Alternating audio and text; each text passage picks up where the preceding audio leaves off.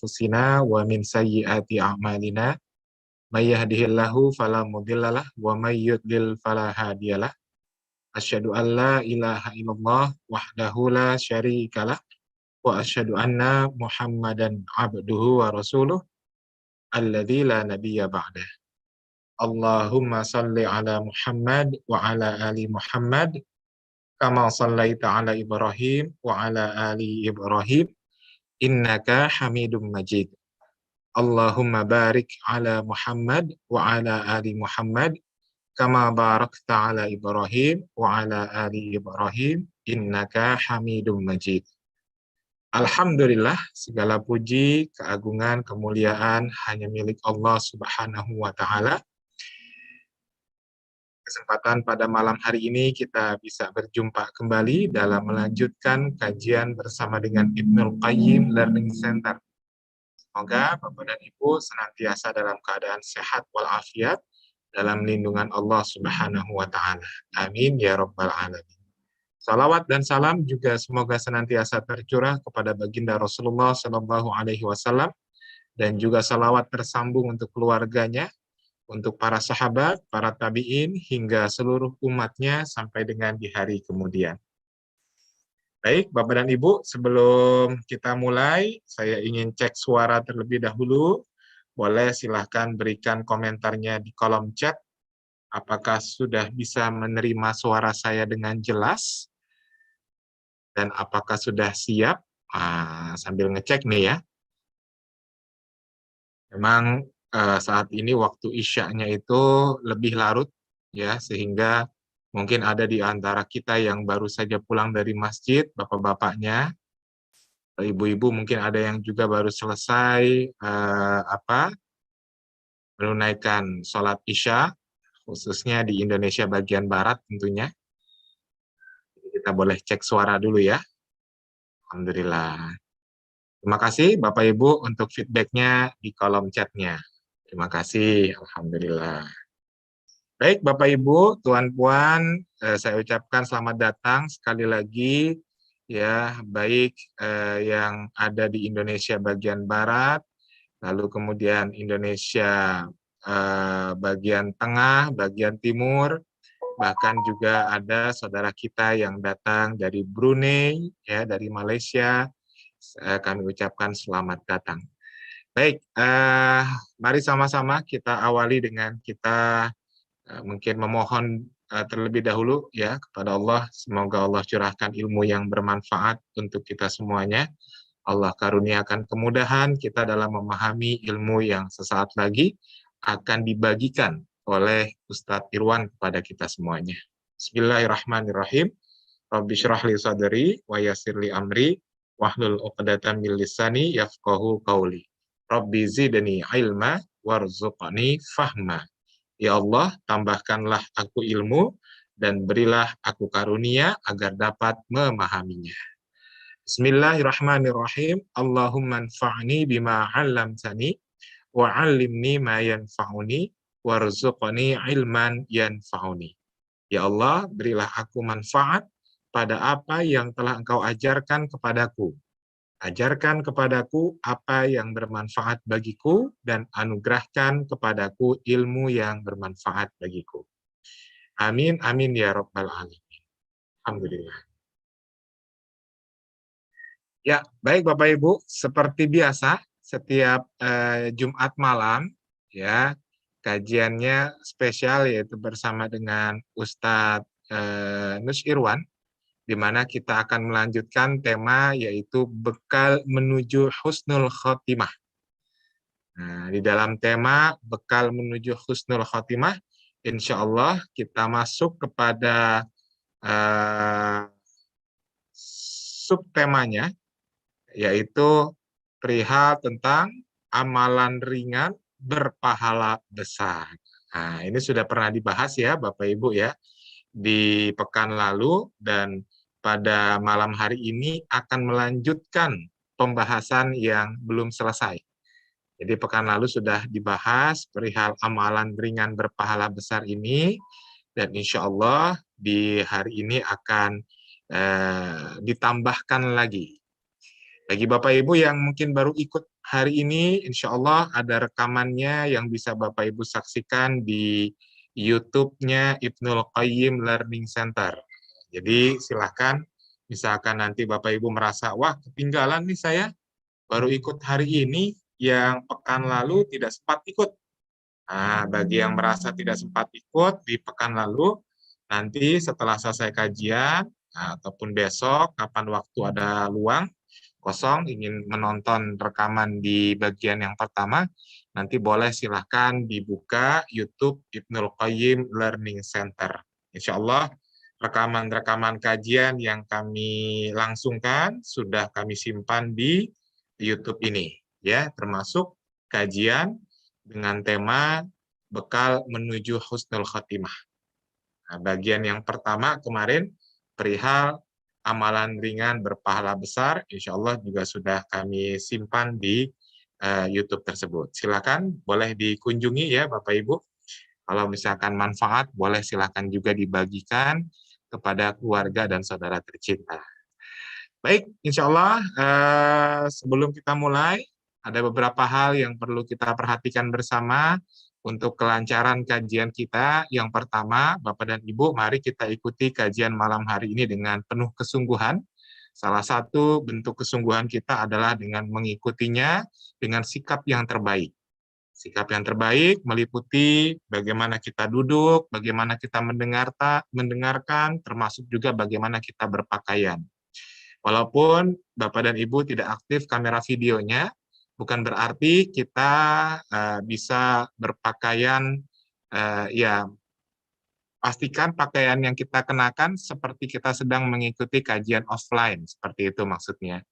Nah, kenapa? Karena yang kita harapkan dari mengikuti kajian ini, tidak hanya sekedar ilmunya, tapi kita juga mengharapkan ridho dari Allah Subhanahu wa Ta'ala. Maka ketika kita mengenakan pakaian yang terbaik, layaknya seperti kita ingin mengikuti kajian, maka mudah-mudahan ini menunjukkan kesungguhan kita di hadapan Allah dalam menuntut ilmu. Namun, kalaupun misalkan sedang ada udzur, sakit, dan harus berbaring di tempat tidur, nah ini adalah hal yang berbeda tentunya ya. Oke, lalu boleh disiapkan catatan, alat tulis, kalau perlu nanti ada mencatat, dan ketika ada pertanyaan, nanti boleh langsung dituliskan saja di kolom chat. Namun kalau ingin bertanya secara langsung, insya Allah nanti ada biasanya di sesi-sesi di mana Ustadz akan memberikan kesempatan bagi yang ingin bertanya. Seperti itu. Dan nanti mikrofon akan saya kondisikan dalam keadaan aktif, sehingga kalaupun nanti ada interaksi antara Ustadz dengan Bapak dan Ibu, Bapak Ibu bisa mudah dengan langsung mengaktifkan mikrofonnya. Seperti itu. Oke, itu saja mungkin beberapa hal yang perlu kita perhatikan. Sekarang saya boleh cek dulu mikrofon Bapak dan Ibu. Boleh jawab sapaan salam saya, diaktifkan mikrofonnya. Assalamualaikum warahmatullahi wabarakatuh. Waalaikumsalam warahmatullahi wabarakatuh. Alhamdulillah. Gimana kabarnya Bapak Ibu?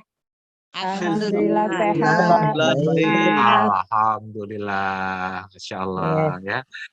Oke, nah ini sudah bisa berarti mikrofonnya ya, Insya Allah. Nah, sekarang coba saya matikan lagi dulu mikrofonnya ya. Nanti ketika misalkan ada interaksi dengan Ustadz Irwan, ada pertanyaan atau misalkan Ustadz mengajak untuk berdiskusi mungkin, silakan nanti Bapak Ibu sudah bebas untuk bisa menyalakan mikrofonnya. Itu saja mungkin dari saya. Mari langsung kita mulai ya Bapak Ibu, berhubung Ustadz Irwan juga telah hadir di tengah-tengah kita. Mari kita lanjutkan program kajian kita, yaitu bekal menuju husnul khotimah dengan tema kita, yaitu pada malam hari ini, yaitu amalan ringan berpahala besar, bagian yang kedua. Pada Ustadz Irwan kami persilahkan. Nah, pada saat Baik, terima kasih Kang Emas. Bismillahirrahmanirrahim. Assalamualaikum warahmatullahi wabarakatuh. Waalaikumsalam warahmatullahi wabarakatuh. Alhamdulillahirabbil alamin. Wa bihi nasta'inu ala umuri dunya waddin. Wassalatu wassalamu ala asyrafil anbiya'i wal mursalin wa ala alihi wa ashabihi wa man tabi'ahu bi ihsanin ila yaumiddin. Asyhadu an la ilaha illallah wahdahu la syarikalah wa asyhadu anna Muhammadan abduhu wa rasuluh. Allahumma sholli ala Muhammad wa ala ali Muhammad kama shallaita ala Ibrahim wa ala ali Ibrahim innaka Hamidum Majid. Allahumma barik ala Muhammad wa ala ali Muhammad kama barakta ala Ibrahim wa ala ali Ibrahim innaka Hamidum Majid. Qala Allah Ta'ala fil Qur'anil Karim, a'udzu billahi minasyaitonir rajim.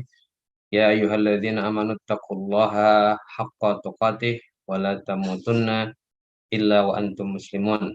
Wa qala Nabi sallallahu alaihi wasallam, ittaqillaha haitsuma kunta wa atbi'is sayyi'atal hasanata tamhuha wa khaliqin nasa bi khuluqin hasanin. Alhamdulillah rabbil alamin, segala puji hanya milik Allah yang memberikan pada kita nikmat iman, nikmat Islam, nikmat kesehatan, nikmat waktu luang, nikmat hidup di atas sunnah, dan nikmat kesehatan dan taufik sehingga pada malam hari ini Allah kumpulkan kita untuk sama-sama mempelajari dari ayat-ayat Allah dan dari sabda Rasulnya, yang semoga dengan itu semua menjadi ilmu yang bermanfaat buat kita, yang dengan ilmu itu menjadi bekal buat kita agar kita menjadikan ilmu-ilmu itu amal soleh. Dan dengan itu semua semoga akan menjadi bekal kita kelak menghadap Allah Subhanahu wa Ta'ala, dan menjadikan salah satu sebab akhir hidup kita nanti menjadi akhir yang indah, yang husnul khatimah. Selawat dan salam semoga selalu tercurah kepada junjungan kita Nabi Muhammad Sallallahu Alaihi Wasallam beserta keluarganya, para sahabat, dan orang-orang yang mengikuti beliau sampai akhir zaman. Bapak Ibu, Tuan Puan yang dirahmati Allah Subhanahu wa Ta'ala, Kakek Mas yang dirahmati Allah Subhanahu wa Ta'ala semuanya, apa kabar? Sehat semuanya? Alhamdulillah sehat, Ustaz. Alhamdulillah sehat ya. Alhamdulillah sehat Ustaz. Alhamdulillah. Baik ya, sebelum kita mulai, biasa kita cek dulu apakah suara saya bisa didengar dengan baik, dengan jelas. Jelas Ustaz. Cukup jelas ya. Jelas. Alhamdulillah rabbil alamin. Bapak Ibu, ya Tuan Puan yang dirahmati Allah, ya selalu kita sama-sama saling mengingatkan, saling memberikan nasihat sebagai orang-orang yang ya insya Allah usianya ya kita nggak pernah tahu, dibilang panjang kita juga ya nggak tahu, karena umurnya umat Nabi Muhammad di antara 60-70 tahun ya. Dibilang pendek ya kita nggak tahu, tapi setiap kita harus mempersiapkan ya, jangan pernah merasa percaya diri, confidence besok kita masih akan melihat matahari. Sehingga Bapak Ibu semua dirahmati Allah, meskipun dari usia bisa jadi Bapak Ibu sudah matang, sudah ya sangat ya kalau dibilang kematangannya dari sisi usia mungkin sudah mapan semua ya Bapak Ibu semua, dari sisi materi, dari sisi pengalaman, makan asam garamnya sudah panjang. Itu semua jangan sampai membuat kita merasa cukup ya, jangan sampai membuat kita merasa cukup kemudian kita menjadi orang yang tidak ingin menambah amal kebaikan. Pertama, Bapak Ibu semua dirahmati Allah, yang harus kita sadari bahwa yang namanya surga itu bertingkat-tingkat ya, ada derajat-derajatnya. Dan derajat yang paling tinggi, tingkatan yang paling tinggi adalah surga Firdaus. Maka kata Rasulullah, kalau kamu minta, maka mintalah surga Firdaus. Jangan sampai kita tidak meminta surga itu. Ya. Nah itu yang pertama Bapak Ibu semua, bahwa yang namanya surga itu bertingkat-tingkat. Nah, kita jangan sampai puas dengan apa yang sudah kita kumpulkan selama ini. Mungkin ada Bapak Ibu yang sudah berusia 60 tahun, 70 tahun, kemudian sepanjang usia itu sudah melakukan kebaikan. Jangan merasa cukup, karena pun kita harus sadar bahwa yang namanya neraka itu juga bertingkat-tingkat. Maka yang pertama kali tugas kita adalah bagaimana kita menyelamatkan diri kita untuk keluar dari neraka. Nah, setelah itu bagaimana kita mencapai derajat ya yang setinggi-tingginya di dalam surga. Dan itu semua membutuhkan amal soleh, amal kebaikan. Nah, kita belajar pada ya beberapa minggu ini kita belajar bagaimana di sisa usia kita yang mungkin dari sisi fisik kita sudah mulai terbatas, tidak seperti waktu muda dulu, bagaimana kita memanfaatkan amalan-amalan ringan yang sesuai dengan kemampuan fisik kita untuk kita mendapatkan pahala yang besar. Itu yang pertama ya. Jadi yang pertama yang saya ingatkan adalah jangan sampai kita merasa cukup dengan apa yang sudah kita kerjakan selama ini. Yang kedua, Bapak Ibu semua dirahmati Allah, jangan sampai kita lalai dan merasa bahwa amalan-amalan kita adalah amalan-amalan yang diterima oleh Allah Subhanahu wa taala sehingga kita lupa memperbaiki ibadah-ibadah kita. Selain kita meningkatkan memperbanyak ibadah kita juga harus memperhatikan apakah cara-cara kita beribadah itu ibadah yang sesuai. Pertama niatnya ikhlas karena Allah, kemudian caranya sesuai dengan tuntunan Rasulullah Shallallahu Alaihi Wasallam. Itu adalah ya fokus dari kita mengadakan serial Husnul Khotimah ini. Nah, pada malam hari ini kita akan lanjutkan pembahasan kita. Bismillahirrahmanirrahim. Rabbi shrah li sadri wa yassir li amri wa hlul 'uqdatam min lisani yafqahu qawli. Ya, minggu lalu ya kita sudah bahas beberapa amalan ringan berpahala besar. Kita tidak akan mengulang terlalu lama, kita hanya akan sekilas saja. Apakah slide saya sudah bisa dilihat Bapak Ibu semua, tuan-puan? Sudah, jelas. Sudah, Ustaz. Ya, baik. Jelas. Jelas.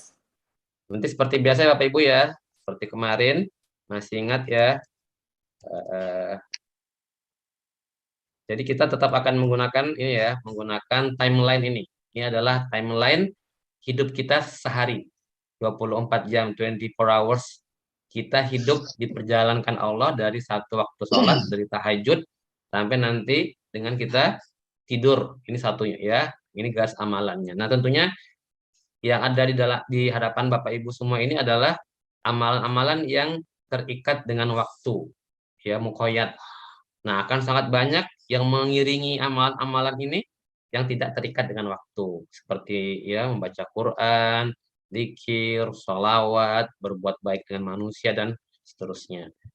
Nah, kita akan fokuskan ya kepada amalan-amalan yang mungkin remeh dilihat orang atau mungkin terlewatkan sehingga itu tidak kita lakukan. Nah, seperti kemarin ya, seperti minggu lalu, nanti kita akan sebutkan sebuah amalan. Terus setelah kita bahas, silahkan Bapak Ibu semua menilai, memuhasabah dirinya sendiri. Apakah saya sangat sering melakukannya? Apakah sering? Apakah jarang? Sangat jarang atau tidak pernah? Ya, tapi tidak usah dituliskan di chat. Nanti khawatirnya, ya, kalau yang sangat sering, khawatirnya nanti pahalanya jadi berkurang. Baik, kemarin sholat fajar sudah ya, sholat fajar sudah. Oke, kemudian syahidul istighfar sudah. Kemudian zikir pagi sudah. Ya, zikir pagi yang raditu billah. Kemudian ini zikir pagi yang subhanallah ya bihamdi. Kemudian nah malam hari ini kita lanjutkan ya Bapak Ibu semua rahmati Allah. Tentu saja ada banyak amalan-amalan ringan yang berpahala besar. Namun yang kita bahas pada pertemuan minggu-minggu ini ya adalah amalan-amalan ringan yang berpahala besar yang ada kaitannya dengan husnul khotimah. Ya, gimana amalan itu ketika kita ucapkan berdampak, berpengaruh menjadi sebab kita meninggalnya dengan keadaan yang baik. Kita lanjutkan di amalan yang kelima, yaitu membaca ayat kursi setelah sholat wajib. Nah, ini kalau orang-orang di kantor mungkin ya, orang-orang di kantor kalau sudah punya agenda meeting, biasanya habis sholat langsung pegang apa? Apa Ibu? Selesai sholat, Assalamualaikum warahmatullahi. Ya, kemudian nggak lama pegang Handphone. ya gadget, pegang handphone ya, kemudian lihat, ditunggu ayo segera, kapan sudah ditunggu nih, ya, ditunggu makan ya, atau ditunggu meeting. Nah, itu yang terjadi. Nah, padahal di situ ada sebuah amalan yang besar manfaatnya. Dari Abu Umamah radhiyallahu anhu, ia berkata bahwa Rasulullah Shallallahu alaihi wasallam bersabda, "Man qara'a ayatal kursi fi duburi kulli sholatin maktubatin lam yamna'hu min dukhulil jannah illa an yamut." Siapa membaca ayat kursi setiap selesai sholat, tidak ada yang menghalanginya masuk surga selain kematian. Ya.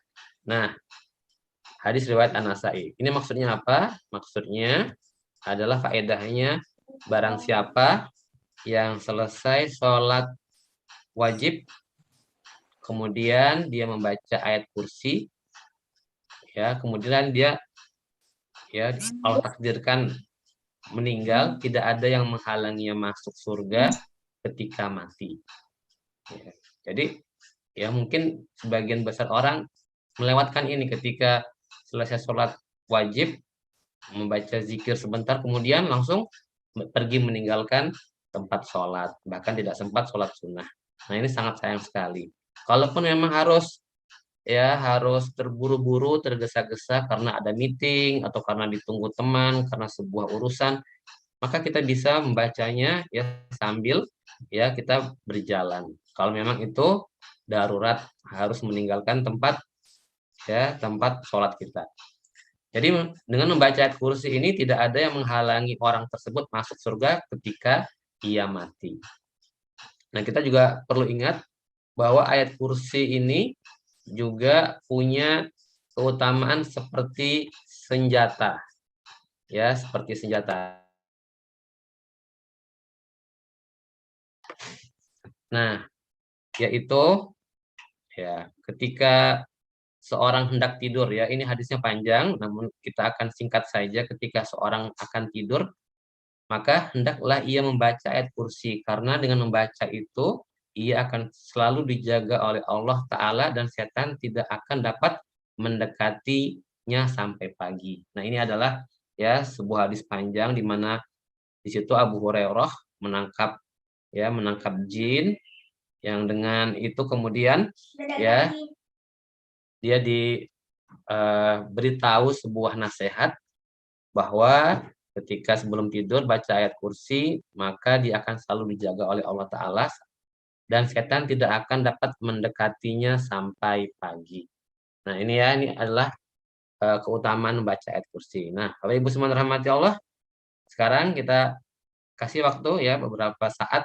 Silahkan, apakah hari ini dari Bapak Ibu, Tuan Puan yang ada ya di majelis ini, apakah hari ini sudah membaca ayat kursi ketika sholat selesai? Silahkan. Alhamdulillah sudah.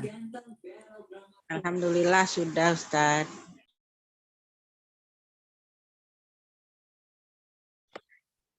Baik ya, alhamdulillah sudah ya. Sudah, nggih. Baik, bagus ya. Sekarang kalau gitu alhamdulillah ya, tolong dijaga istiqomah karena ini salah satu yang akan membuat nanti tempat kita ya Allah masukkan dalam surga. Baik Bapak Ibu semua, kita lanjutkan. Amalan selanjutnya. Nah, ini amalan yang sangat penting. Ya Bapak Ibu semua rahmati Allah, yaitu tadi yang saya bilang ya, kita jangan sampai lalai bahwa amalan-amalan itu selain kita jaga, kita istiqomah, kita juga harus lihat apakah tata caranya itu sudah terpenuhi sebagai mana tuntunan Rasulullah Shallallahu Alaihi Wasallam. Nah, ini Rasulullah Shallallahu Alaihi Wasallam mengabarkan kepada kita bahwa ya innar rajula la yusolli sittina sanah wa ma taqabbalu lahu salatun wa la allahu yutimmu ruku' wa la yutimmu sujud wa yutimmu sujud wa la yutimmu ruku'. Ada seseorang yang sholat selama 60 tahun tidak diterima sholatnya sama sekali. Bayangkan Bapak Ibu semua ya, seseorang sudah sholat selama 60 tahun. Coba kita perhatikan. Sehari kita sholatnya berapa? 5 kali ya. 5 kali sholat ya sehari. Berarti kalau sebulan ada berapa? Ada 150 kali ya? Belum. Ya. Jadi kalau sebulan saja kurang lebih kita lakukan sholat wajib 150 kali. Nah, itu 1 bulan. Nah, kalau 10 bulan berarti kita 1.500. Nah, kalau setahun ya kurang lebih di angka 1.500. Nah, itu setahun kurang lebih ya. Kita anggap sederhana seperti itu. Sholat wajib seorang kurang lebih dalam setahunnya 1.500 tahun. Nah, 1.500 kali sholat. Kalau 60 tahun berarti 1.500 dikali 60. Berapa kakek Mas? Tolong kakek Mas. Belum. Berapa kakek Mas? Bisa dibantu? 1.500 dikali 60. 60. 90 saat 9.590.000. 90.000 kali. Ya. Nah, Bapak Ibu semua dirahmati Allah, ini hitung-hitungan ini ya, hitung-hitungan sederhana saja. Nanti silakan hitung di rumah persisnya. Yang jelas kita sholat sehari 5 kali. Ya. Kalau sebulan berarti 150. Kalau 10 bulan 1.500, kurang lebih seperti itu. Nah, kalau 60 tahun tadi sudah dihitung oleh Kak Kemas, ya kurang lebihnya 90.000 kali. Berarti orang itu sudah sholat kurang lebih berapa? 90.000 kali. Artinya dia menjaga istiqomah sholatnya itu dijaga, bahkan sampai berapa? 90.000 kali. Saya mau tanya ya, saya mau tanya dengan Ibu Siti Aisyah Sahidu. Bu Siti, Gimana, Bu Pak? Siti, kalau orang itu sholat 90.000 kali itu sedikit apa banyak, Bu? Orang sholat 90.000 kali. Aku ya. Itu sholatnya sedikit atau banyak, Bu? Halo, Bu. Halo. Ya, ada kendala jaringan, Ustaz. Oh ya, Tadi baik. Bu Kalau Siti. gitu kita berpindah ya. Berpindah ke ini Puan ya, Puan Azizah ya. Puan Azizah Aziz.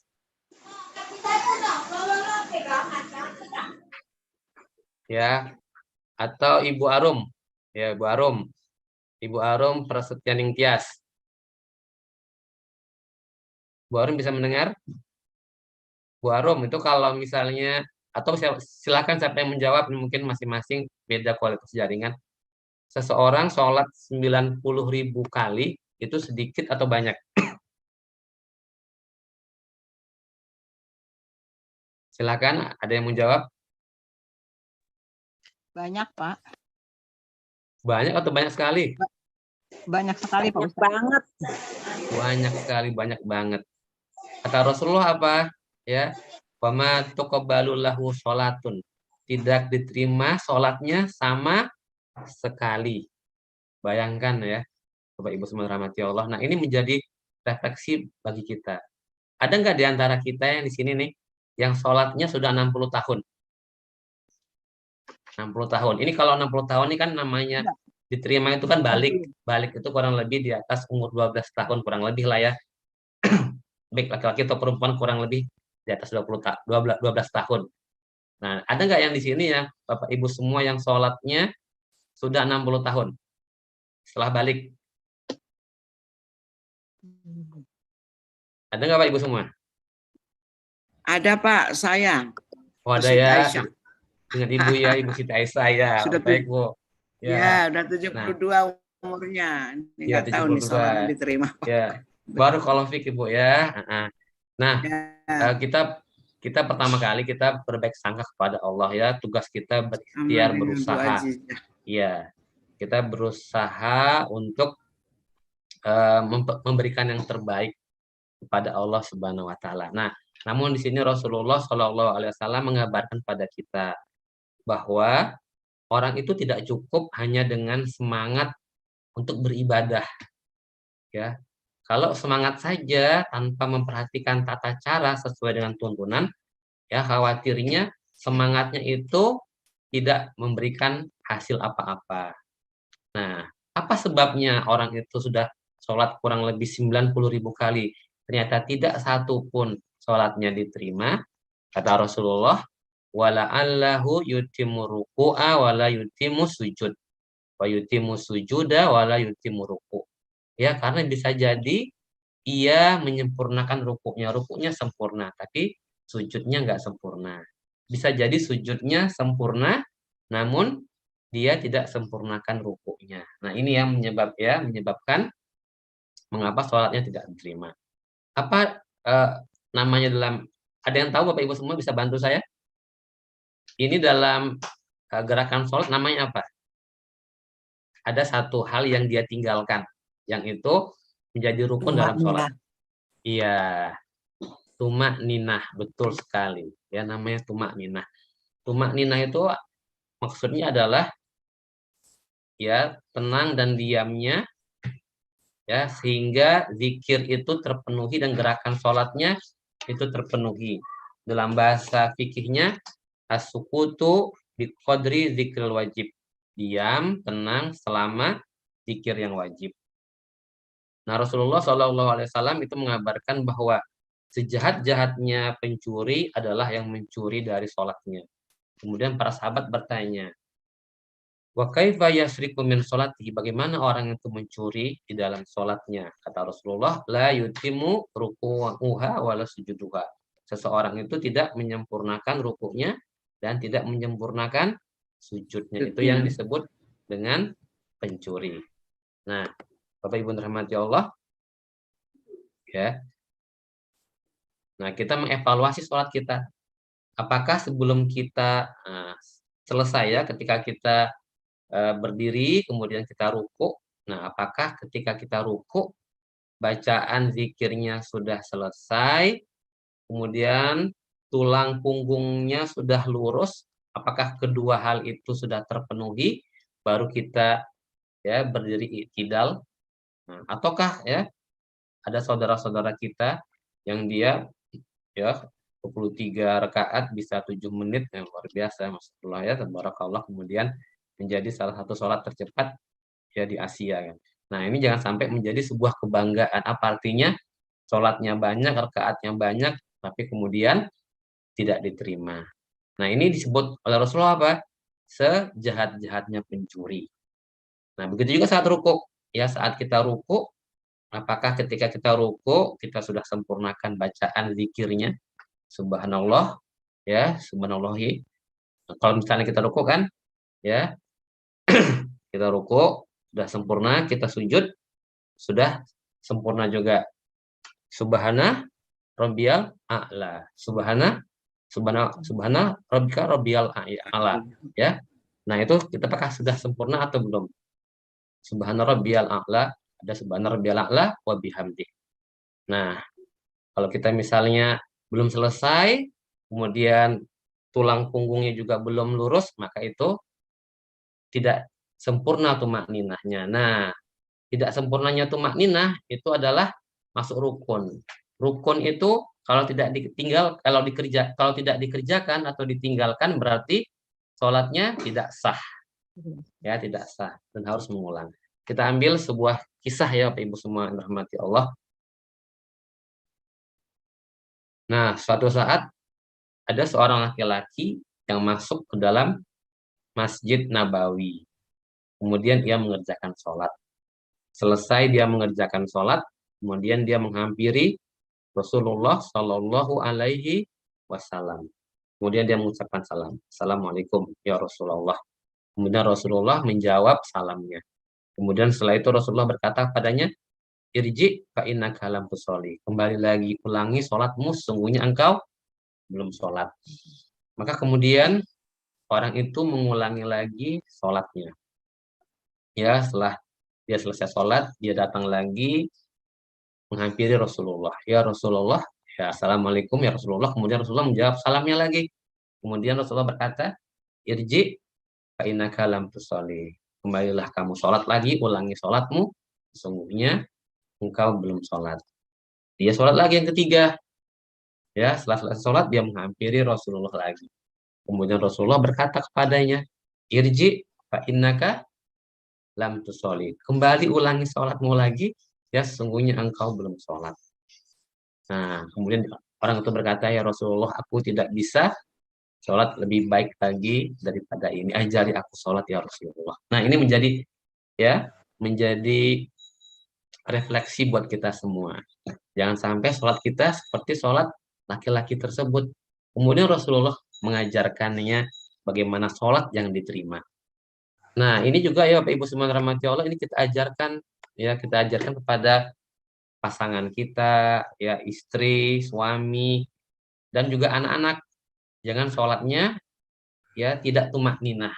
Tumak ninah itu rukun ya, ingat saya, tumak ninah itu rukun. Rukun itu kalau tidak dikerjakan jadi sholatnya batal. Nah, kemudian Rasulullah mengajarkan pada orang itu.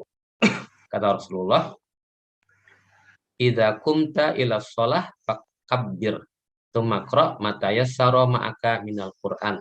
Kata Rasulullah kepada orang itu, jika kamu hendak mengerjakan sholat maka bertakbirlah, ya. Kemudian ya baca istiftah, kemudian baca Al-Fatihah, lalu bacalah ayat Al-Qur'an yang mudah bagimu.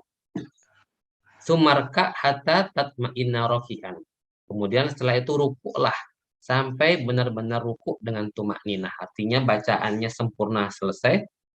Ya, kemudian tulang punggungnya sempurna lurus. Kemudian kata Rasulullah, sumarfa hatta ta'tadila qa'iman. Lalu bangkitlah dari rukuk hingga kamu berdiri tegak. Ya. Kemudian kata Rasulullah, sumasjud hatta tatma'inna sajidan. Kemudian kamu rukuklah sampai kamu benar-benar, kamu sujudlah sampai benar-benar sujud dengan tumak ninah. Ya, bacaan zikirnya selesai, tulang punggungnya lurus, ya, sempurna. Kemudian kata Rasulullah lanjutkan, sumarfa hatta tatma'inna jalisan. Lalu kamu angkat kepalamu untuk duduk sampai benar-benar duduk tumak ninah, duduk di antara dua sujud. Ya, masjud hatta tatma'inna sajidan. Kemudian setelah itu kamu sujudlah sampai benar-benar sujud. Ya, sumaf'al dzalika fi sholatika kuliha. Kemudian lakukan seperti itu pada seluruh sholatmu. Jadi kalau bisa ya tampilan ini di screenshot, kemudian bacakan kepada anak-anak. Ya, ambil waktu lihat anak-anak gimana sholatnya, perhatikan Bapak Ibu semua ya. Salah satu cara mendidik anak adalah mendidik dengan mengawasi. Lihat anak-anak, lihat sekali-sekali gimana suami sholatnya, lihat suami gimana istri sholatnya, suami istri ya lihat gimana anak-anak sholatnya. Jangan sampai kemudian sholatnya disebut sebagai pencuri. Ya. Nah seperti itu. Nah suatu saat ya Rasulullah SAW melihat seseorang yang sholatnya itu seperti seperti ayam yang mematuk makanan, seperti mematuk jagung, ya. Ya, Allah Akbar, Allah Akbar, Allah Akbar. Nah, seperti itu ya. Sholatnya seperti mematuk jagung, ayam mematuk jagung. Kemudian Rasulullah berkata, lau mata hadza ala ma huwa alaihi mata ala ghairi millati Muhammad. Kalau orang ini mati dengan kondisi sholat yang demikian, maka dia mati bukan di atas ajaran Muhammad Shallallahu Alaihi Wasallam. Nah ini yang kita khawatirkan, yang masuk dalam pembahasan husnul khatimah. Kalau ada di antara kita yang tidak memperhatikan sholatnya rukuknya tidak tumak ninah, sujudnya tidak tumak ninah, ya, dan dia tidak memperbaiki sholatnya, maka kata Rasulullah apa? Kalau dia mati dengan sholat dengan cara seperti itu, berarti dia mati ya bukan di atas ajaran Muhammad. Nah, kebalikannya apa? Kalaulah kita mau sejenak saja memperhatikan sholat kita, rukuknya tumak ninah, sujudnya tumak ninah, ya sedikit saja kita perhatikan, kan amalan yang ringan kan, meluruskan saja. Ya kita ya pas lagi rukuk kita selesaikan. Ya subhana rabbiyal azimi, ya, atau subhana rabbiyal azimi wa bihamdi, subhana rabbiyal azimi wa bihamdi, subhana rabbiyal azimi wa bihamdi. Allahu akbar. Sami Allahu liman hamidah. Rabbana walakal hamdu. Allahu akbar. Nah, jadi antara satu gerakan diselesaikan sempurna, pindah lagi ke gerakan lain, selesaikan sempurna. Jadi tumakninah ini diperhatikan pertama di saat ruku, kemudian di saat i'tidal, kemudian di saat sujud, kemudian di saat duduk di antara dua sujud. Itu tadi dari hadis itu. Itu orang yang biasanya terlewat dari tumakninah. Nah, tumakninah ini adalah ya kondisi tenangnya gerakan secara fisik. Nah, sedangkan ya jadi tumakninah ini tenangnya gerakan tubuh secara lahir yang bisa dilihat dengan mata kepala. Nah, yang kalau tenangnya secara batin itu disebut dengan apa? Dengan khusyuk. Nah, khusyuk itu bisa terjadi kalau tumakninahnya terpenuhi. Ya, salah satunya ya selain bacaannya juga ya orang yang sholat tahu bacaan apa yang dia baca. Tumakninah juga berpengaruh pada kekhusukan seseorang. Jadi kalau orang itu sholatnya ya Bismillahirrahmanirrahim, Alhamdulillahirrahmanirrahim, amin. Nah, pernah lihat seperti itu kan? Nah, pertama bagaimana dia paham dengan yang dia baca. Kemudian dia kehilangan ya tumakninahnya sehingga khusyuknya juga nggak maksimal, nggak bisa maksimal. Padahal kekhusyukan itu adalah ya tanda orang-orang itu sebagai penghuni surga Firdaus. Apa kata Allah dalam surah Al-Mu'minun? Qad aflahal mu'minun. Sungguh telah beruntung orang-orang yang beriman. Kenapa mereka beruntung? Salah satunya adalah alladzina hum fi sholatihim khosyi'un. Yaitu orang-orang yang dalam sholatnya khusyuk. Nah, di akhir ayat itu ya tentang ciri-ciri penghuni surga Firdaus, Allah sampaikan orang-orang yang salah satunya sholatnya khusyuk, yaitu ulaika humul warisun. Alladzina yarisunal firdaus. Mereka itulah orang-orang yang akan mewarisi surga Firdaus, ya, hum fiha khalidun. Mereka kekal di dalamnya. Ya, jadi pertama ketika orang itu tumakninah itu akan membantu kekhusyukannya. Kalau dia tumakninah, maka itu akan membuat dia ketika mati di atas ajaran Nabi Muhammad. Dan kalau dia tumakninah, dia bisa khusyuk, maka itu tiket buat dia untuk masuk ke surga Firdaus. Dan surga yang paling tinggi itu adalah surga Firdaus. Nah, ini adalah amalan ringan ya, amalan ringan yang selama ini ya kita berusaha untuk tenang sebentar. Ya, tenang, pastikan bacaan selesai, nggak usah buru-buru. Kemudian kita memahami apa yang kita baca, pastikan tulang punggungnya ya. Jadi kalau Bapak Ibu semua lihat anak-anaknya tulang punggungnya masih ya, tulang punggungnya masih gini, coba turunin. Nah, turunin. Dilatih, mumpung masih kecil. Ya, jangan jadi pencuri. Kata Rasulullah, seburuk-buruknya pencuri adalah pencuri dalam sholat, yaitu yang tidak menyempurnakan rukuk dan sujudnya. Nah, itu ya. Baik, Bapak Ibu teman rahmati Allah. Nah, sekarang ya, sebelum kita beralih ke amalan terakhir pada malam hari ini, baik Bapak Ibu semua bisa memuhasabah dirinya. Apakah sholatnya selama ini sudah cukup tumakninah atau masih perlu diperbaiki? Ya, silakan saya kasih waktu beberapa saat.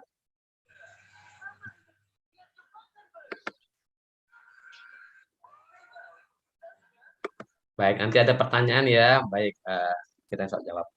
Sudah ya Bapak Ibu semua ya? Sudah? Sudah ya? Baik, kalau sudah kita lanjutkan. Nah, jadi ini amalan ringan yang pahalanya besar. Artinya tiap hari kita sholat, ya isi-isinya satu hari kita tuh sholat. Nah, tapi dengan sedikit saja kita memperhatikan ini, maka pahalanya besar. Tadi ya pahalanya masih ingat, kita kalau mati di atas ajaran Nabi Muhammad. Kalau kita nanti ya di akhirat kita masuk ke dalam surga Firdaus. Kita lanjutkan yang terakhir pada malam hari ini. Bapak Ibu semua yang dirahmati Allah, tuan-puan semua ya yang dicintai Allah Subhanahu wa taala. Nah, ini adalah bacaan zikir sebelum tidur di samping zikir-zikir yang lain, tapi zikir ini ada keutamaan. Keutamaannya apa?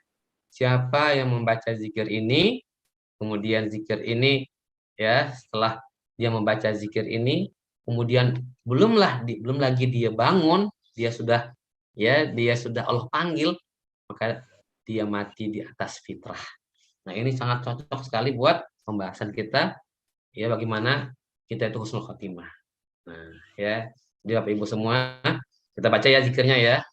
Nanti sebelum tidur baca zikir ini. Kita akan ada nggak di sini Bapak Ibu semua yang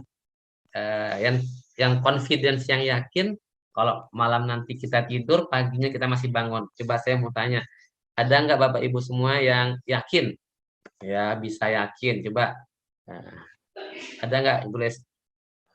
Adakah Bapak Ibu semua yang yakin kalau malam ini tidur, yakin besok pagi pasti bangun? Ada nggak? Kalau ada, kalau enggak. Tidak yakin. Tidak yakin. Nah, Tidak Tidak yakin. yakin, Ustaz. yakin.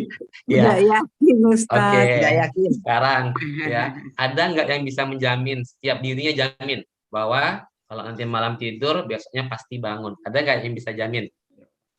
Tidak ada. Nggak ada. Tidak. Tidak. Tidak ada. Nah, kalau nggak ada yang bisa ya jamin, baca zikir ini. Ya.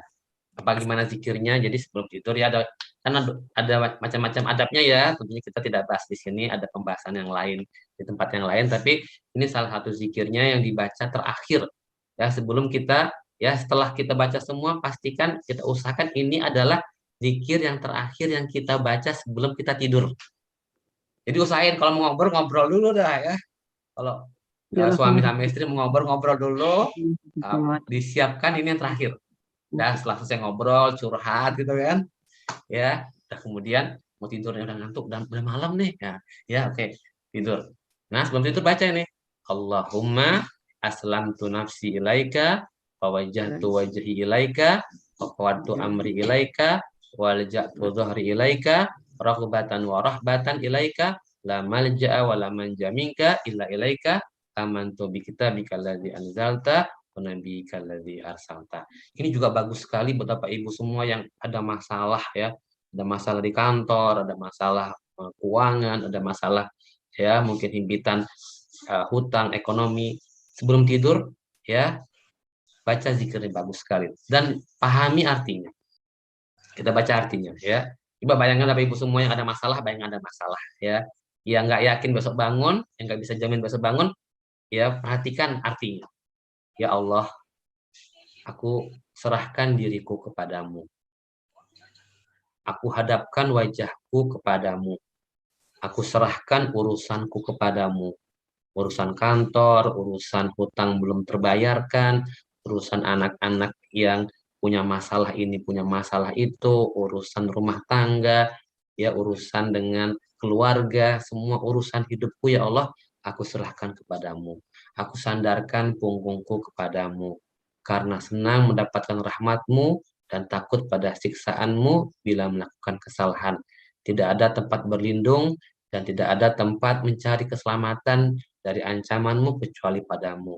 Aku beriman kepada kitab yang telah Engkau turunkan dan kebenaran Nabi-Mu yang telah Engkau utus. Udah, jangan ngomong lagi, tidur. Ya, jangan ngomong lagi, tidur. Kata Rasulullah apa? Ya, kata Rasulullah, ya, barang siapa yang membaca zikir tersebut ketika hendak tidur, dan itu sebagai akhir dari ucapan dia sebelum ia ya tertidur, lalu kemudian ia mati, maka ia mati di atas fitrah. Ya, dia mati di atas Islam. Dia mati dalam keadaan husnul khatimah. Dia akhiri kehidupannya dengan kehidupan yang indah. Ya. Nah, Bapak Ibu semua rahmati Allah. Nah, khusus untuk ini boleh ya, siapa yang istiqomah sudah membacanya, mau kita saling menyemangati boleh ya. Nah, Ustadz boleh minta dituliskan doa tadi. Ini udah tuliskan kan, Bu? Bisa di ini nggak di capture? Ya, coba Bapak Ibu semua rahmati Allah. Oke, kalau doanya belum hafal bolehkah dalam bahasa Indonesia? Lah ini sudah tinggal di capture, baca aja. Ya Allahumma aslamtu nafsi ilaika. Nah, kalau memang mau pakai bahasa Indonesia boleh ya. Tapi Rasulullah SAW mengajarkan dalam bahasa Arab. Dan kalau kita baca doa ini, ya insya Allah dia tidak akan lebih, ya nggak akan lebih dari 2 menit ya insya Allah. Nggak akan lebih dari 2 menit. Ya, Allahumma aslamtu nafsi ilaika wa wajjahtu wajhi ilaika wa fartu amri ilaika wa aljatu dhahri ilaika raghbatan wa rahbatan la malja'a wa la manja minka illa ilaika amantu bi kitabika alladzi anzalta wa nabiyyika alladzi arsalta. Coba itu paling 30 detik Bapak Ibu semua ya. Dan kalau kita baca itu, kita mati, insya Allah husnul khotimah. Bukankah itu yang kita cari semua di sini kan, husnul khotimah. Gimana caranya biar husnul khotimah? Kita harus lihat waktunya kapan. Nah, ketika kita mau tidur, gimana ya nanti? Kalau mau tidur, ya gimana biar pas kita nanti misalnya mati, kita husnul khotimah. Baca doa ini, kata Rasulullah Shallallahu Alaihi Wasallam. Demikian Bapak Ibu semua rahmati Allah, ya. Karena udah mau jam 9, kita buka sesi tanya jawab. Ya insya Allah masih ada amalan setelah ini, dan insya Allah ya amal-amalan yang kita sampaikan di sini adalah amal-amalan ringan, berpahala besar, dan menjadi penjaga ya, penjaga akhir hidup kita agar husnul khotimah ya. Semoga bermanfaat. Silakan Bapak Ibu semua, mungkin beberapa pertanyaan bisa diajukan, dan kalau memang tidak bisa terjawab, nanti insya Allah kita akan jawab di pertemuan selanjutnya. Terima kasih. Saya kembalikan kepada Kak Kemas. Ya Alhamdulillah, insyaallah syukran, jazakallah khair Ustaz atas sharing ilmunya pada malam hari ini. Dan langsung saja ya Bapak Ibu, kita akan masuk kepada sesi tanya jawab supaya sesi tanya jawabnya lebih lebih nyaman, supaya tidak ada suara yang saling bertabrakan. Mungkin saya boleh cek dulu yang ada di kolom chat ya. Nanti kalau sudah tidak ada, bisa langsung yang ingin bertanya secara langsung. Oke, Ustadz, ini yang di kolom chat perihal tadi sholat, Ustadz, dalam keadaan tumakninah ya. Kalau sakit tidak bisa tumakninah karena yang saya lakukan hanya rakaat pertama yang bisa dilakukan, untuk rakaat selanjutnya saya duduk tidak berdiri lagi. Itu bagaimana Ustadz? Baik, terima kasih Kak Kemas dan Bapak Ibu yang bertanya. Bismillahirrahmanirrahim. Allah Subhanahu wa taala berfirman, ya fattaqullaha mastata'tum. Ya bertakwalah kamu kepada Allah. Ya dalam sebuah hadis Rasulullah Shallallahu Alaihi Wasallam juga bersabda, ya wa ma amartukum ya fa'tu minhu mastata'tum. Kemudian Rasulullah juga berkata, ya wa manahaitukum anhu fajtanibuhu, ya. Dan apa saja kata Allah Subhanahu wa taala, Allah berfirman, ya fattaqullaha mastata'tum. Bertakwalah kamu kepada Allah semampu kamu. Ya, semampu kamu. Kemudian kata Rasulullah, ya, ma'amartukum minhu fa'tu minhu mastata'tum. Wa ma'amartukum fa'tu minhu mastata'tum. Dan apa saja yang aku perintahkan kepadamu, maka kerjakanlah semampu kamu. Nah, prinsipnya itu ya. Jadi jangan sampai sesuatu amalan itu dikerjakan membahayakan bagi orang yang mengerjakannya. Jadi kalau bagi Bapak Ibu yang sholat, kemudian karena terkendala fisik tidak mampu mengerjakan, maka kerjakan semampunya. Dan jangan memaksakan untuk mengerjakan sesuatu yang itu membahayakan. Ya, dalam kaidah itu dikatakan kata Rasulullah, la dororo wala diror. Jangan kamu membahayakan dirimu dan jangan membahayakan orang lain. Dalam kaidah dikatakan al-dororu yuzal. Segala sesuatu yang berbahaya itu harus dihilangkan. Maka ketika tumakninah itu rukun dalam sholat, itu wajib dilakukan. Namun ketika dilakukan, ya ada bahaya yang terjadi, maka dia bisa meninggalkan rukun itu karena keterbatasan ya yang ada pada dirinya. Seperti itu. Tapi dia niatkan semampunya untuk bisa mengerjakan itu. Kalau dia bisa mengerjakan di rakaat pertama, ya kerjakan. Ya, kalau setelah itu tidak bisa, maka ya bertakwa kepada Allah semampu. Kerjakan semampunya. Demikian yang bisa saya sampaikan ya. Wallahu a'lam bishawab. Oke, alhamdulillah. Terima kasih atas pertanyaannya, Ibu. Berikutnya, bagaimana cara supaya sholat bisa khusyuk? Saya masih sering sholat membayangkan hal yang lain, terutama saat mendengarkan imam membaca surah setelah Al-Fatihah. Ustaz, jadi gimana cara khusyuk karena sering membayangkan yang lain, terutama ketika imamnya lagi baca surat setelah Al-Fatihah, mungkin karena suratnya panjang begitu, jadi pikirannya kemana-mana. Ya, Ada tips, baik. Ustaz? Baik, terima kasih Kak Kemas dan Bapak Ibu yang bertanya. Bismillahirrahmanirrahim. Jadi kalau kita bicara khusyuk ya, kan di dalam Al-Qur'an itu Allah sampaikan ya, wala taqrabus sholata wa antum sukaro, dan jangan kamu mendekati sholat pada saat ketika itu kamu sedang mabuk ya. Ya sampai kamu tahu apa yang kamu ucapkan. Nah, itu salah satu petunjuk. Jadi seseorang itu pertama kalau mau khusyuk ya, pertama ketika Bapak Ibu semua tahu nggak sholat itu eh, dalam bahasa Arab artinya apa sih sholat? Sholat. Nah ini nanti ada kaitannya sama minggu depan yang selalu kita membahas tentang sholawat. Sholat itu dalam bahasa artinya adalah doa, ya doa. Seseorang berdoa secara bahasa, secara istilah tentunya ya sebuah ya gerakan yang diawali dengan takbiratul ihram, yang kemudian ada gerakan-gerakan yang sudah disesuaikan dengan syariat, yang diakhiri dengan salam. Ya, itu. Nah, Bapak Ibu semua dirahmati Allah, ketika seseorang sholat, maka esensinya dia adalah sedang apa? Sedang berdoa kepada Allah. Kalau kita perhatikan bacaan-bacaan dalam sholat kita itu isinya apa? Isinya doa. Isinya doa. Nah, ya di samping kita sedang berkomunikasi kepada Allah. Salah satu yang membuat orang itu tidak khusyuk adalah dia tidak paham dengan apa yang dia ucapkan. Bapak Ibu semua bisa bayangkan kalau ya Bapak Ibu sedang bicara dengan anak-anaknya atau dengan suami atau istrinya, pasangannya. Tapi masing-masing tidak paham apa yang dibicarain. Misalnya ada seorang dari negara apa misalnya dari negara Cina, yang satu lagi ada orang dari negara Rusia. Coba mereka ngomong dengan bahasa masing-masing. Saya kira bisa dipahami nggak? Kayak bisa kan? Nah, begitu juga ketika orang yang sholat.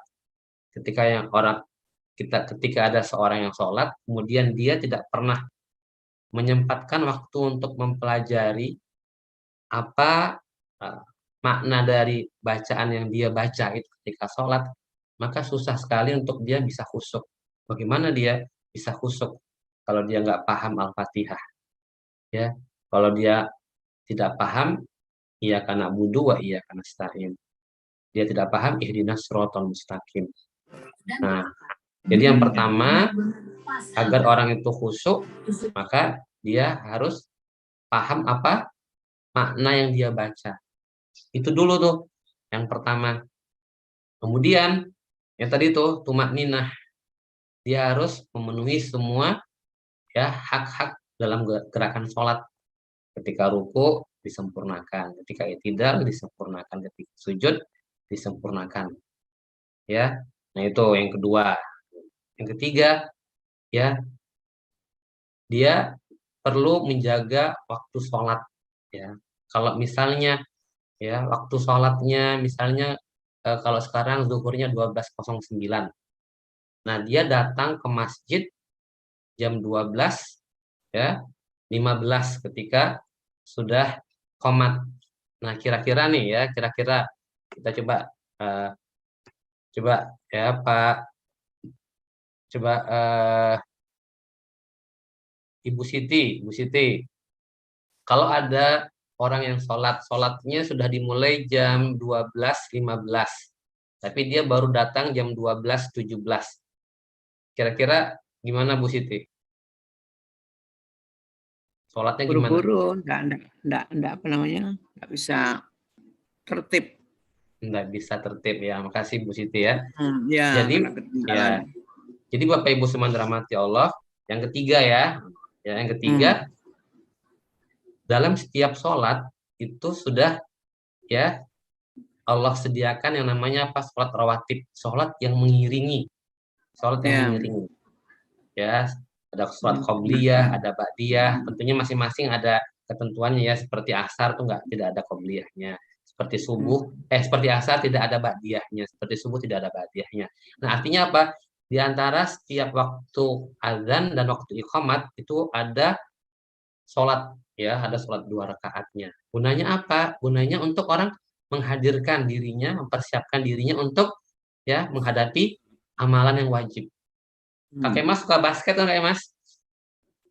Ustaz, Suka. Kakek Mas pernah nggak main basket? Sebelum main basket ya nggak pemanasan, langsung ini apa Ustaz? langsung Kram. turun kram.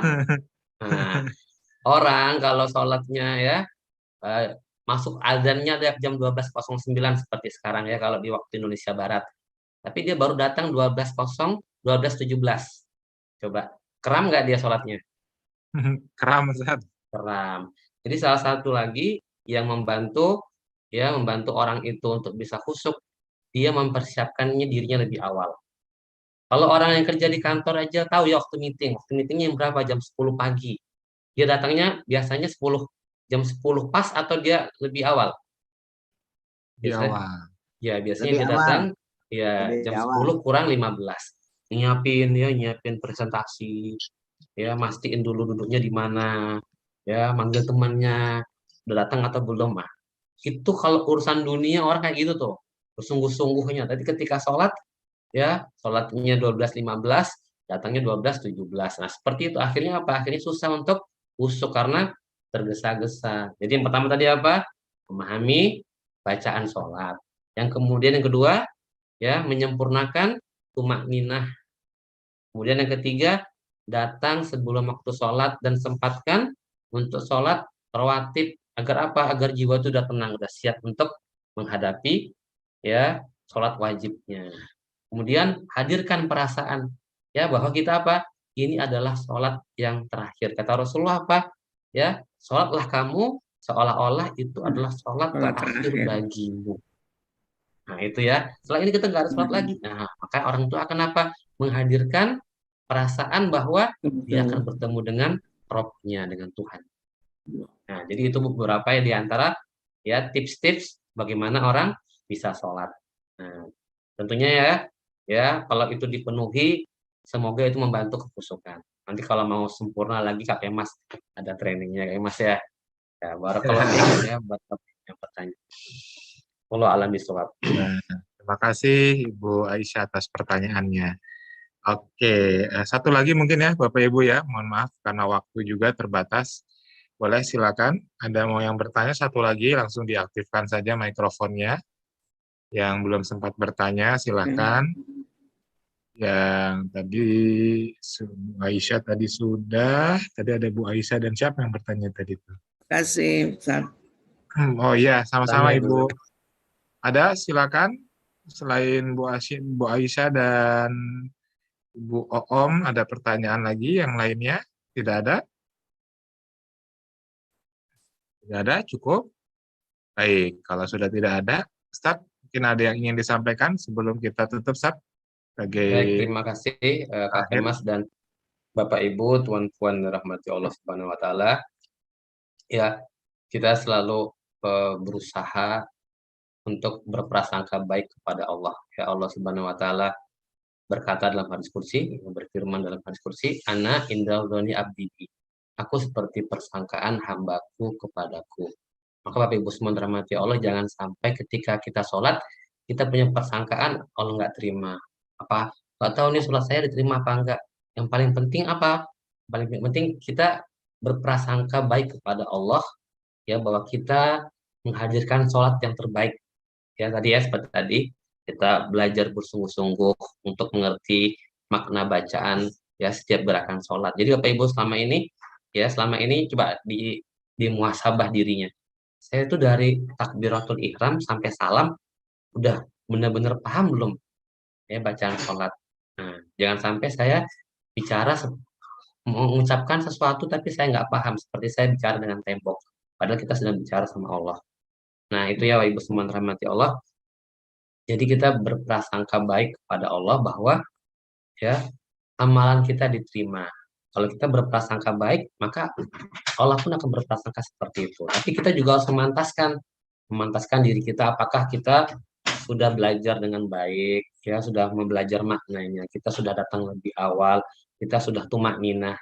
Nah, kalau kita sudah penuhi semua ketentuan dalam syariat ini, ya maka insya Allah ya kita bermohon pada Allah. Makanya setiap pagi ya dibaca doa yang diajarkan oleh Rasulullah SAW dengan 3 permintaan. Yang pertama, Allahumma inni as'aluka ilman nafi'an ya Allah. Ya, jadi setiap selesai sholat subuh baca doa ini ya. Allahumma inni as'aluka ilman nafi'an ya Allah. Aku minta kepadamu ilmu yang bermanfaat. Ilmu ini jadi dasar kita untuk beramal. Yang kedua kita minta warizqan thayyiban ya Allah. Aku minta padamu rezeki yang baik. Rezeki itu tidak hanya uang, ya rezeki itu lihat pasangan menyenangkan, lihat keluarga sehat, ya lihat rumah harmonis, ya badan sehat, ya pekerjaan bagus segala macam, ya tidak hanya uang. Nah, kita minta pada Allah rezeki yang baik. Dan yang ketiga kita minta amalan mutaqabbal. Ya Allah, dari pagi aku bangun, ya Allah dari pagi hamba bangun sampai nanti hamba ingin tidur lagi, jadikan semuanya itu amalan-amalannya Engkau terima. Jangan sampai hamba sholat seperti sholatnya orang yang 60 tahun sholat, yang kurang lebih 90.000 kali sholat, tapi sholatnya tidak terima. Jadikan ya Allah, amalan-amalanku ini semuanya hari ini Engkau terima. Ya, jadi selalu apa? Berhusnuzon kepada Allah Subhanahu wa Ta'ala. Jangan sampai nggak tahu sholatnya terima atau enggak. Jangan sampai ya kita minta pada Allah semoga Allah ya kabulkan ya Allah ya. Terimalah amalan kami ya Allah. Terimalah amalan kami. Demikian yang bisa saya sampaikan. Semoga Allah memudahkan kita semua untuk hidup di atas Islam, untuk menjalankan kehidupan ini sesuai dengan sunnah Rasul, dan kelak ketika Allah memanggil kita, Allah panggil kita dalam keadaan husnul khatimah. Kalau ada yang benar datangnya dari Allah Subhanahu wa Ta'ala, kalau ada yang salah ya datangnya dari diri saya sendiri. Saya memohon ampun kepada Allah dan meminta maaf kepada Bapak Ibu semua. Saya kembalikan kepada Kakek Mas. Barakallahu fikum. Ya, terima kasih semua. Sampai ketemu di minggu depan. Insya Allah kita membahas satu tema yang sangat penting sekali, ya, yaitu tentang sholawat kepada Nabi Shallallahu Alaihi Wasallam. Ini sangat penting sekali untuk memastikan bahwa doa-doa itu ya terhijab. Salah satunya kenapa? Karena tidak membaca sholawat, dan kita akan belajar sholawat dari ya awal sampai nanti insya Allah bagaimana kita melafadzkan sholawat sesuai dengan tuntunan Rasulullah Shallallahu Alaihi Wasallam. Demikian ya, semoga Bapak Ibu semua tetap bisa istiqomah dan saling mendoakan ya dengan kebaikan. Terima kasih, saya kembalikan kepada Kakek Mas. Alhamdulillah. Ya, alhamdulillahirabbil alamin. Demikian Bapak dan Ibu ya pertemuan kita pada malam hari ini. Sudah kita tuntaskan pembahasan perihal tentang amalan ringan berpahala besar, dan sepertinya masih tetap berlanjut berarti Ustadz ya di pekan depan, yaitu di bagian yang ketiga ya dari tema besar kita, yaitu tentang bekal menuju husnul khotimah. Baik, sebelum ditutup Bapak dan Ibu ada beberapa informasi penting yang mungkin juga Bapak Ibu perlu ketahui. Namun sebelumnya tadi ada pertanyaan doa yang dibaca Ustadz tadi yang terakhir, yang amalan di pagi hari, apa ini doanya ya? Allahumma inni as'aluka ilman nafi'an wa rizqan thayyiban wa amalan mutaqabbal. Ya, Rasulullah membaca setiap pagi doa ini, mohon ilmu yang bermanfaat, rezeki yang baik, dan juga amal yang diterima. Oke, nah selain itu juga Bapak Ibu, insya Allah rekaman dari kajian kita malam hari ini akan kita simpan di YouTube Ibnul Qayyim Learning Center. Maka silakan kunjungi YouTube-nya Bapak dan Ibu ya. Ini silakan dikunjungi, disaksikan video-video kajian kami. Insya Allah mudah-mudahan membawa manfaat. Apabila manfaat, boleh silahkan dibagikan, di-share kepada keluarga saudara tercinta. Dan insya Allah di YouTube ini juga kami rutin ya membuat video-video yaitu doa-doa sesuai tuntunan Al-Quran dan Sunnah. Jadi kami rutin membuat video-video doa-doa sesuai tuntunan Al-Quran dan Sunnah. Jadi insya Allah doa yang tadi Ustadz bacakan juga yang ketika akan tidur, ya itu juga sudah insya Allah kami nanti akan upload juga di YouTube kami. Jadi kalau Bapak Ibu ingin mendapatkan doa-doa sesuai tuntunan Al-Quran dan Sunnah, doa-doa yang bisa kita panjatkan, doa-doa yang bisa menjadi senjata kita, ya maka silahkan disaksikan di YouTube-nya Ibnul Qayyim Learning Center. Banyak doa-doa yang sudah kami upload ya, seperti doa bagaimana melindungi anak kita dari penyakit ain, lalu kemudian ada doa memohon anak yang soleh soleha, ada doa bagaimana ketika kita menghadapi angin badai, atau misalkan ada halilintar yang kencang begitu ya, terus seperti apa respon kita, doa apa yang harus kita panjatkan. Nah itu sampai hal-hal yang detail seperti itu pun insya Allah kami share di YouTube Ibnul Qayyim Learning Center ya, doa-doa sesuai dengan tuntunan Al-Quran dan Sunnah. Sehingga mudah-mudahan ini juga membawa manfaat ya untuk Bapak dan Ibu semuanya. Nah itu dia. Dan juga satu lagi Bapak dan Ibu, insya Allah kami masih membuka pendaftaran bagi Bapak Ibu yang ingin ikut program Tahsin Tajwid Jilid 4. Insya Allah kami sudah mulai pertemuan yang pertamanya kemarin di hari Rabu, dan insya Allah kami masih buka pendaftaran bagi Bapak Ibu yang ingin. Ada 15 kali pertemuan ya bersama dengan Ustadz Abu Qawam, dan juga 15 kali pertemuan bersama dengan para pembimbing yang akan mengoreksi latihan tajwid dan bacaan Al-Quran kita. Bagi Bapak Ibu yang berminat, silahkan bisa menghubungi admin kami di nomor 0812 1992 0724. 0812 1992 0724. Untuk program ini tentu ada investasinya ya Bapak dan Ibu, karena ini adalah program intensif ya, di mana ada 30 kali pertemuan yang kita akan selesaikan selama 4 bulan. Ada panduannya juga ya, baik berupa buku fisik maupun berupa e-book yang bisa Bapak Ibu baca dan pergunakan, karena juga nanti akan ada para pembimbing juga yang akan mengoreksi bacaan Al-Qur'annya. Jadi ini adalah program intensif bagi yang ingin ikut. Ini melalui Zoom programnya, dan insya Allah efektif Bapak Ibu, karena kami sudah melangsungkannya, sudah cukup banyak angkatan ya yang pernah mengikuti program ini, dan alhamdulillah efektif. Jadi silakan bagi Bapak Ibu yang ingin join, boleh langsung menghubungi admin kami. Itu saja Bapak dan Ibu, dan sebagai akhir kami ingin mengucapkan terima kasih banyak kepada Bapak Ibu yang mendukung ya, support kami untuk terus mengadakan kajian-kajian Ibnul Qayyim Learning Center, salah satunya melalui infak yang telah Bapak Ibu berikan. Insya Allah dari infak yang telah Bapak Ibu berikan, inilah yang kemudian kami gunakan untuk keberlangsungan kajian-kajian sehingga bisa terus berlangsung sampai dengan hari ini. Mudah-mudahan apabila ada kebaikan yang diperoleh oleh para peserta yang hadir dalam kajian, maka mudah-mudahan menjadi pahala untuk Bapak dan Ibu yang mendukung kami melalui infak kajian Ibnul Qayyim Learning Center. Bagi Bapak Ibu yang juga ingin berinfak, ini adalah informasinya. Itu saja ya Bapak dan Ibu, terima kasih banyak. Sampai jumpa lagi di kajian berikutnya. Oh iya, hari besok ya, Sabtu malam insya Allah kita ada kajian bersama dengan Ustadz Hendra, temanya tentang keutamaan infak dan sedekah dan bagaimana memahaminya dengan benar. Nah, temanya begitu ya. Keutamaan infak sedekah serta bagaimana kita memahaminya dengan benar. Nah, silakan hadir di hari Sabtu malam besok bersama dengan Ustadz Hendra, insya Allah. Itu informasinya, Bapak dan Ibu. Maka mari kita akhiri kajian kita dengan sama-sama membaca doa kafaratul majelis. Subhanakallahumma wa bihamdika asyhadu an la ilaha illa anta astaghfiruka wa atubu ilaik. Mohon maaf lahir dan batin. Sampai jumpa lagi di kajian-kajian berikutnya. Selamat beristirahat Bapak dan Ibu. Wassalamualaikum warahmatullahi wabarakatuh.